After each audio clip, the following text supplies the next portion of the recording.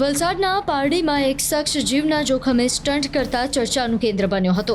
આ શખ્સે હોટલના પાર્કિંગમાં ચાલતી ગાડીના દરવાજા પર ઊભા રહી જોખમી રીતે સ્ટન્ટ કર્યા હતા। શખ્સનો આ વિડીયો વાયરલ થતાં પોલીસ તાબડતોબ એક્શનમાં આવી હતી અને યુવકની શોધખોળ હાથ ધરી હતી। જો કે ગણતરીના સમયમાં જ હીરોગીરી કરતા આ શખ્સની ધરપકડ પણ કરવામાં આવી હતી।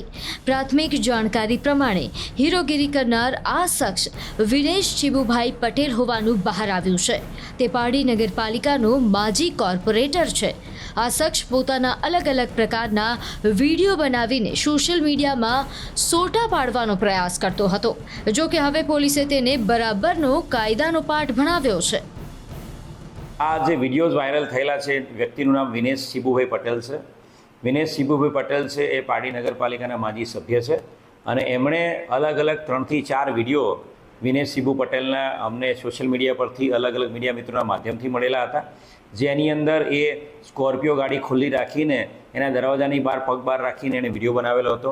સાથે સાથે સ્કોર્પિયો ગાડીની ઉપર કોઈ અન્ય વ્યક્તિને બેસાડીને પણ એને વિડીયો બનાવેલો હતો અને એની સાથે સાથે પાર નદીના કિનારે હાથમાં કુહાડી અને ફણસી લઈને એ પ્રકારે પણ એને વિડીયો બનાવેલો હતો।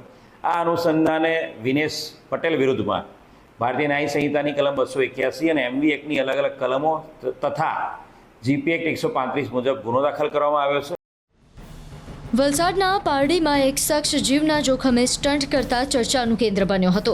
આ શખ્સે હોટલના પાર્કિંગમાં ચાલતી ગાડીના દરવાજા પર ઊભા રહી જોખમી રીતે સ્ટન્ટ કર્યા હતા। શખ્સનો આ વિડીયો વાયરલ થતાં પોલીસ તાબડતોબ એક્શનમાં આવી હતી અને યુવકની શોધખોળ હાથ ધરી હતી।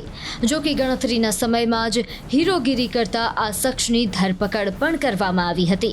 પ્રાથમિક જાણકારી પ્રમાણે હીરોગીરી કરનાર આ શખ્સ વિનેશ ચીબુભાઈ પટેલ હોવાનું બહાર આવ્યું છે। તે પારડી નગરપાલિકાનો માજી કોર્પોરેટર છે। આ શખ્સ પોતાના અલગ અલગ પ્રકારના વિડીયો બનાવીને સોશિયલ મીડિયામાં સોટા પાડવાનો પ્રયાસ કરતો હતો। જો કે હવે પોલીસે તેને બરાબરનો કાયદાનો પાઠ ભણાવ્યો છે। આ જે વિડીયોઝ વાયરલ થયેલા છે વ્યક્તિનું નામ વિનેશ ચીબુભાઈ પટેલ છે।